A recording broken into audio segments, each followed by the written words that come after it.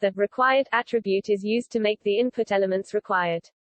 The form will not be submitted without filling in the required fields. HTML5 added several new input types.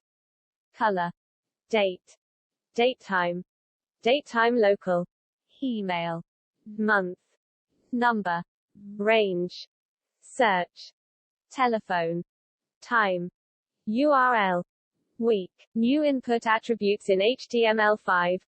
Autofocus, form, form action, form enctype, form method, form no validate, form target, height and width, list, min and max, multiple, pattern, regexp, placeholder, required, step. The new search input type can be used to create a search box. The datalist tag can be used to define a list of pre-defined options for the search field. The option tag defines the options in a drop-down list for the user to select. Some other new input types include email, URL, and telephone. These are especially useful when opening a page on a modern mobile device, which recognizes the input types and opens a corresponding keyboard matching the field's type.